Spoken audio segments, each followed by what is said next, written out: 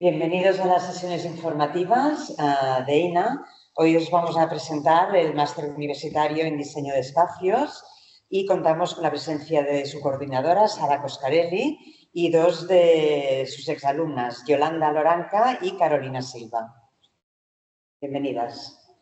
Gracias. Bueno, buenas tardes a todos.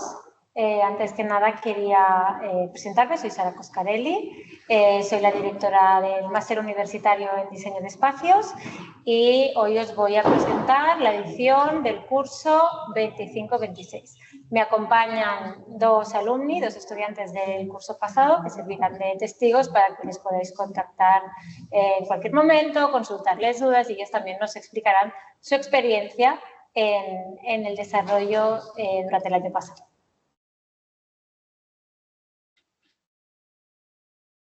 Bien, el máster universitario en diseño de espacios es un máster que lo da el Ministerio y, por lo tanto, es homologable en cualquier país del mundo. Este es un detalle importante que menciono siempre porque genera diferencia con otros títulos que dicen ser oficiales pero no lo son. Eso es importante que lo tengáis claro cuando vayáis a pedir información de distintos títulos porque es lo que marca la diferencia entre un máster cuyos contenidos pueden ser aplicables en una profesión en otros países y un máster que no, ¿vale? Por lo tanto, si es universitario, es homologable en varios países. Los objetivos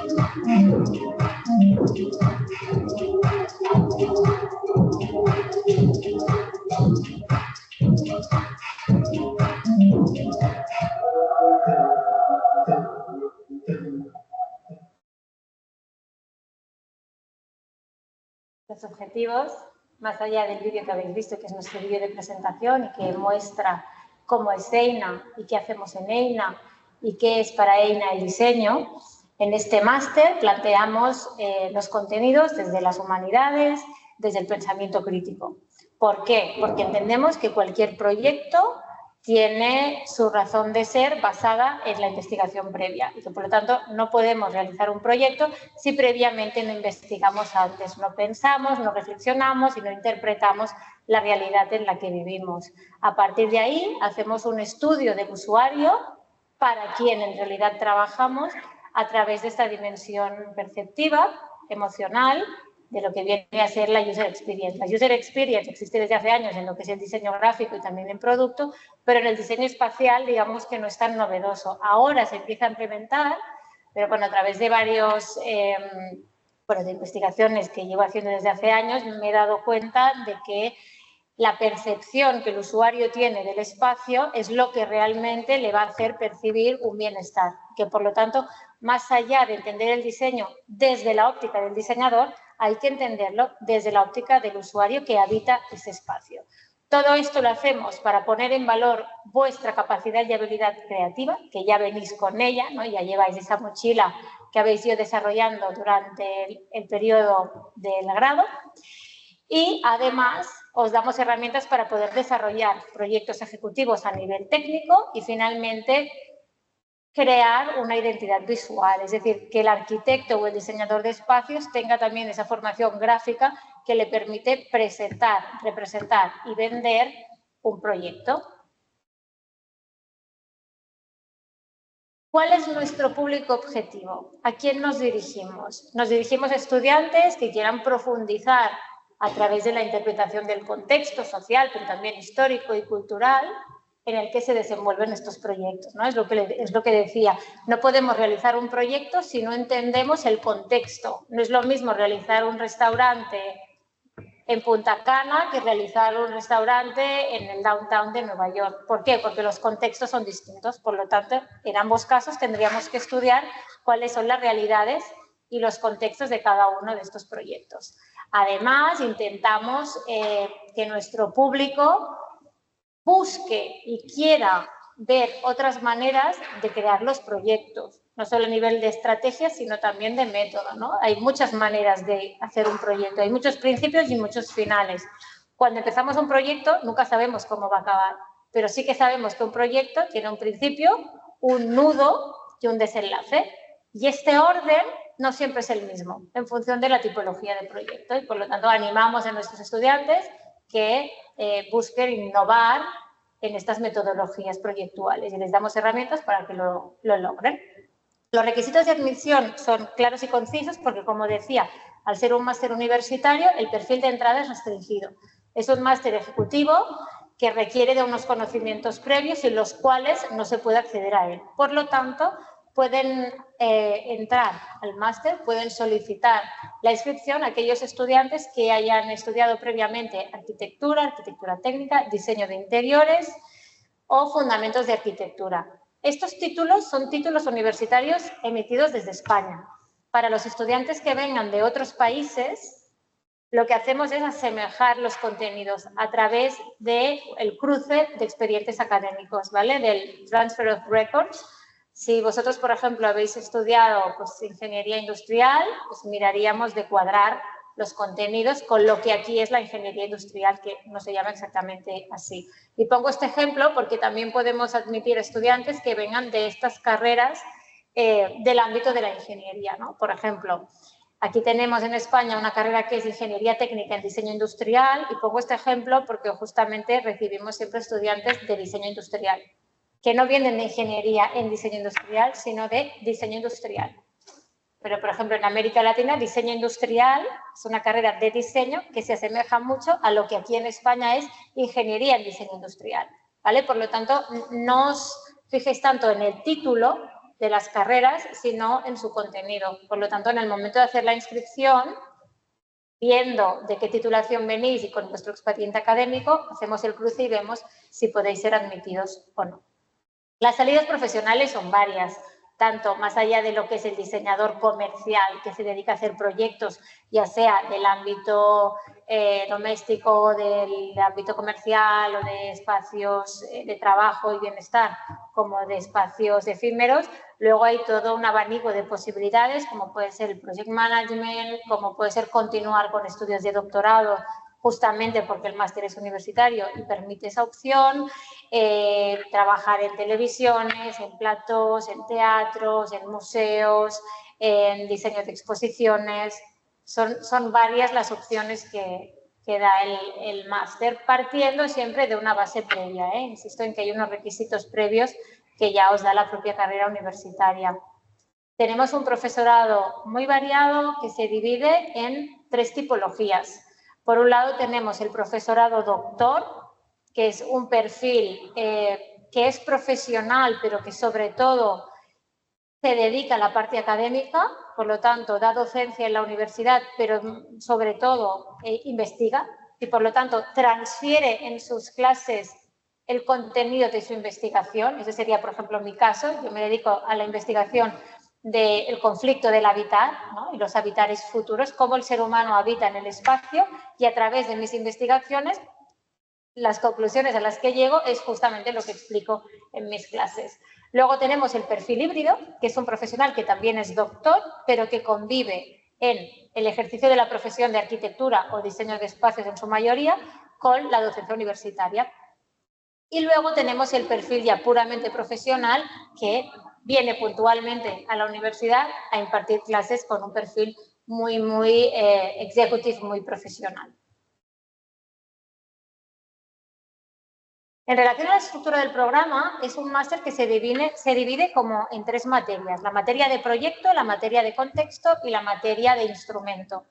A partir de estas 3 materias se generan asignaturas que lo que hacen es complementarse entre ellas. El programa no está pensado para generar únicamente proyectos. El programa está pensado para aprender a pensar el diseño del espacio.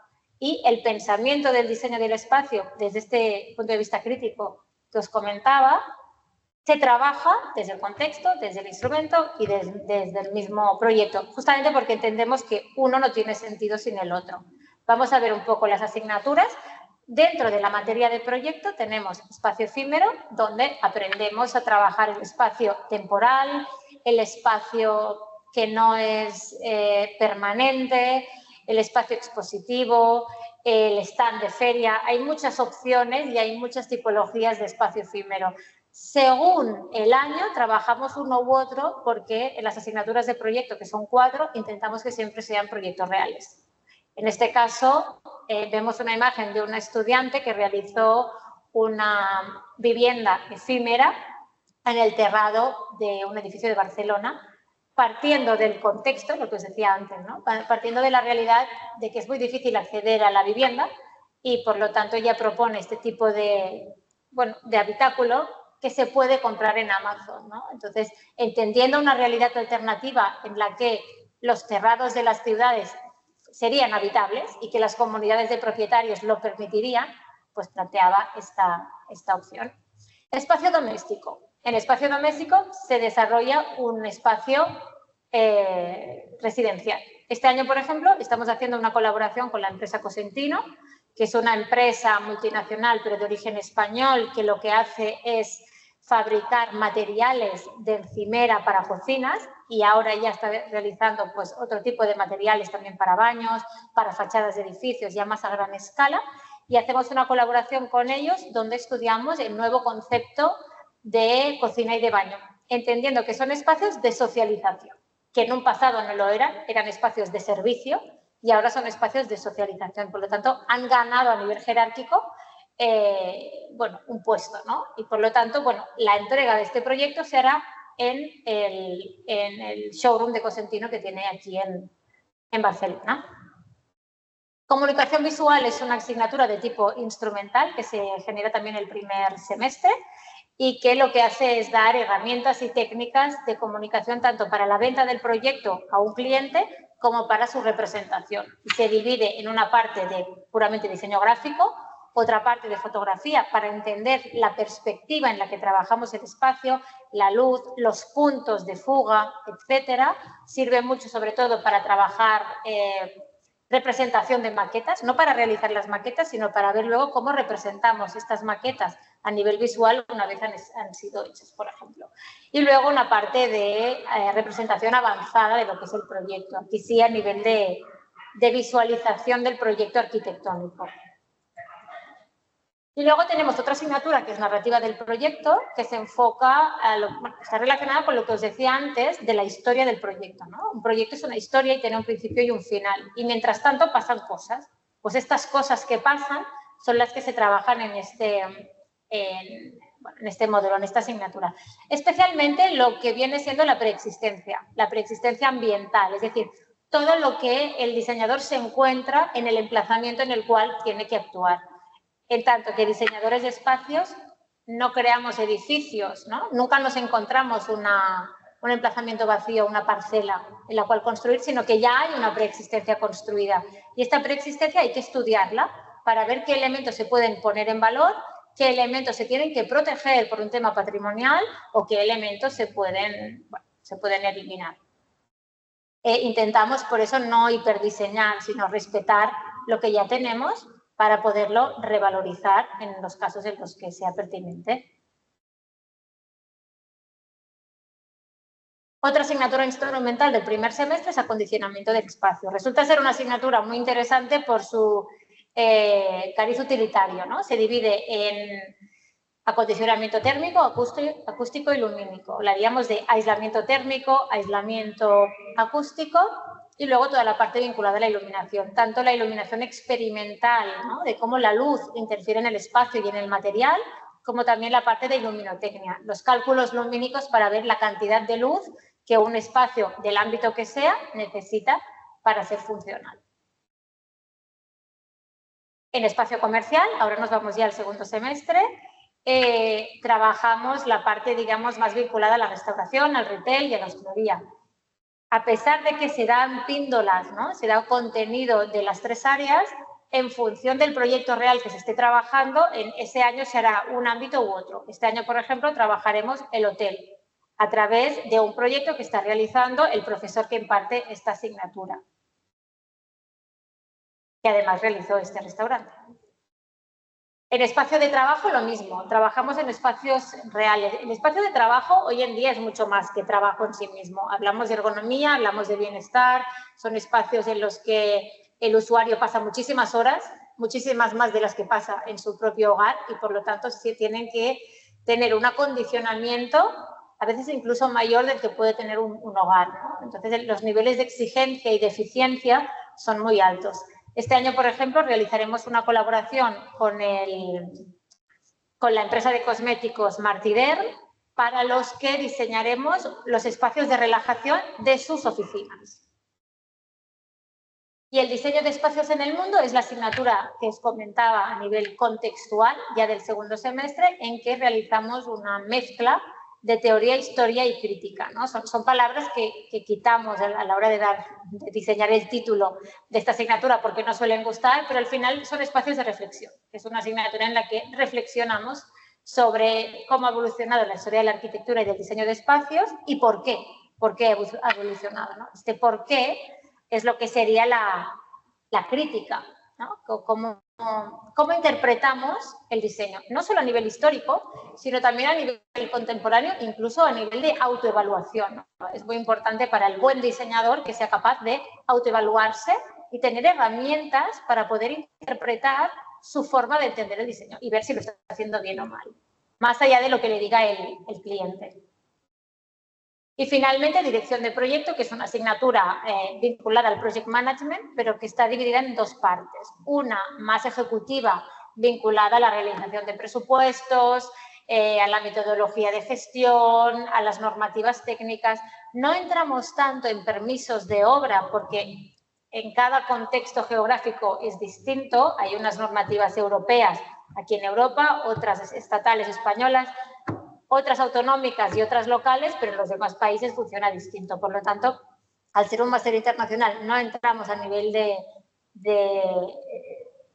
licencias de obras, pero sí que explicamos cuáles son las normativas a nivel de accesibilidad, planificación económica, cronograma, etcétera.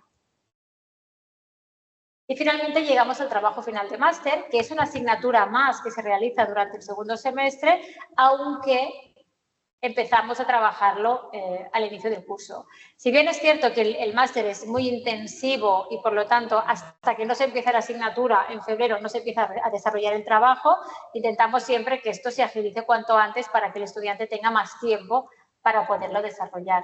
Es un trabajo que puede ser un proyecto o puede ser un trabajo, digamos, más de tipo especulativo, más teórico, pero en cualquier caso requiere de una investigación. Se requiere una investigación. Yo aquí siempre os digo, bueno, pensar algún tema que os interese, porque vais a estar un año dándole vueltas y os tiene que gustar. Si no, puede resultar incluso aburrido para vosotros.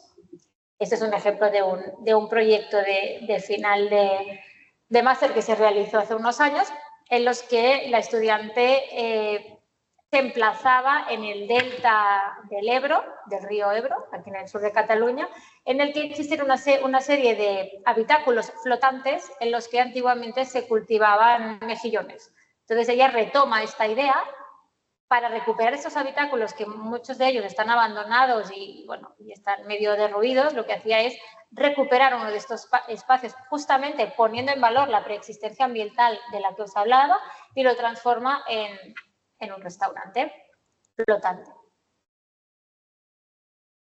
Este máster utiliza varias metodologías docentes con la idea de huir un poco de la idea de la clase magistral en la que el profesor habla y el estudiante escucha. Evidentemente, esto es así, pero intentamos generar espacios de debates, trabajos colaborativos, resolución de problemas a través del proyecto y, sobre todo, entender que es a través de la duda que plantea el estudiante cuando se genera conocimiento, ¿no? No solo por lo que explica el profesor, sino que para nosotros es importante que haya una ida y una venida, ¿no? Una interacción entre estudiante y profesor. Y en ese sentido, no sé si ha sido casualidad o no, pero todos los años desde el 2018, que el máster era propio, no fue oficial hasta el año pasado, pero digamos que el máster empezó en su primera edición en 2018, por suerte siempre hemos tenido un perfil de estudiante muy cercano, ¿no? Y eso es importante para nosotros también, para que no se tenga la idea de que el profesor trabaja desde una tarima y lo que dice va a misa y el estudiante acata. No, buscamos perfiles de estudiantes críticos, críticos con el mundo, críticos con la sociedad y que por lo tanto puedan incluso poner en duda lo que les está diciendo el profesor, ¿no? Durante el tiempo en que vosotros estéis matriculados en el máster, podéis realizar prácticas. Eso significa que podéis trabajar a través de un convenio que os gestiona la universidad. En principio, la empresa os la tenéis que buscar vosotros a través de entrevistas. Nosotros os podemos aconsejar y os puedo hacer cartas de recomendación o plantearos, bueno, qué estudios puedo pensar yo que para vuestro perfil pueden ser interesantes. Pero en cualquier caso, una vez os habéis puesto de acuerdo con la empresa en cuestión, EINA, desde su departamento de empresa, os gestiona el convenio. Tenemos una bolsa de trabajo que a veces tiene ofertas y a veces no, es estacional, a veces está muy llena, a veces no. Tenemos además el departamento de empresa del que os hablaba, que tiene convenios con varias empresas. En función del periodo, estas empresas están atendiendo a nuestros estudiantes de grado que hacen prácticas también. Y dependiendo del momento del año, pues hay solicitudes que se pueden atender y que se pueden dar a estudiantes de máster. Con lo que lo más práctico es que si tenéis interés en hacer prácticas, lo comentaseis conmigo y a partir de ahí ya veríamos. Tenemos convenios y colaboraciones con varias empresas, que son las que veis en pantalla. En función del año se ejecutan unas o se ejecutan a otras. Y aquí, bueno, faltan algunas que estamos realizando ahora, como es el caso de Martidev, como la empresa Castañer de zapatos, de alpargatas de Ratán, que nos ha pedido también una colaboración para diseñar una de sus nuevas tiendas en Nueva York. Y a partir de aquí, estos convenios van en rotación, porque es verdad que EINA como centro tiene muchísimos convenios, que hay años que hacen colaboraciones con una titulación, otros años hacen una colaboración con otra titulación. Por ejemplo, en los últimos 2 años hemos colaborado desde nuestro grado en diseño con la empresa de zapatos Camper. Y este año estamos planteando una colaboración dentro de este máster a nivel de gráfica aplicada al espacio, ¿no? Como la gráfica la podemos aplicar en un espacio comercial / efímero, porque lo que nos pide Camper para el próximo curso es justamente una tienda itinerante, ¿no? Entonces, estamos viendo si esto forma parte de espacio efímero o si es espacio comercial o si es comunicación visual, ¿no? Es interesante, fijaros cómo hay una interdisciplinariedad en todas estas, en todos estos ámbitos. Bueno, ahora os muestro algunas imágenes de la estructura de la escuela, de las instalaciones que tenemos. Más allá de las aulas y los espacios lab, tenemos un taller de maquetas y prototipos en la primera planta del edificio nuevo que ejecutamos hace 3 años, si no recuerdo mal. Un taller de creación gráfica, nuestra biblioteca vertical, siempre la menciono porque es interesante, porque justamente es vertical, porque está ubicada en la torre del edificio central donde estamos ahora, un plató de fotografía que se ha renovado por completo este año, las respectivas aulas de informática y las salas de exposiciones donde constantemente hay muestras de trabajos de los estudiantes o exposiciones. Recientemente inauguramos una exposición con el restaurante, una colaboración que tenemos con el restaurante Disfrutar, que ha sido declarado el mejor restaurante del mundo hace pocos meses, y que, bueno, sigue allí en el otro edificio, en el edificio Bosch, hasta principios de enero. Esta Estas son algunas de las imágenes del otro edificio en el que estamos ahora, el edificio histórico. Esta es la biblioteca vertical de la que os hablaba. Y este es el edificio, digamos, moderno. Cada uno de esos edificios tiene un perfil distinto. El que veis en pantalla ahora es el edificio más que yo llamo lab, donde las aulas son abiertas, se trabaja más a nivel de proyecto. Estas son algunas imágenes. Y el edificio donde estamos ahora es el edificio más institucional. A nivel de datos técnicos que os puedan ser útiles, si bien a continuación podremos hablar de ello o os podéis poner en contacto conmigo, el máster empieza el 6 de octubre de 2025 y termina el 4 de septiembre. Las clases en sí terminan en junio del 26, finales de mayo, principios de junio, dependiendo del calendario laboral y de los festivos. Pero desde que se terminan las clases hasta el 4 de septiembre seguís desarrollando el trabajo final de máster y estáis en contacto con vuestro tutor, que se os habrá asignado a principios de curso. Las clases son de lunes a jueves por las tardes, de 4 a 8. Eso significa que podéis trabajar por las mañanas en remoto o presencial. Es un máster intensivo, cuidado con trabajar muchas horas, pero bueno, tenemos aquí testigos con las que podréis hablar luego que han trabajado muchas horas y han hecho un muy buen trabajo, por lo tanto, al final se trata de organizarse bien. El idioma es el español. Aquí pone también catalán porque puede darse el caso que haya algún texto que leer en catalán y luego se traduce al castellano, pero vamos, es en español y la mayoría de nuestro público viene de América Latina y por lo tanto no se imparte en catalán. El precio es el que veis en pantalla y nada, cualquier duda que tengáis.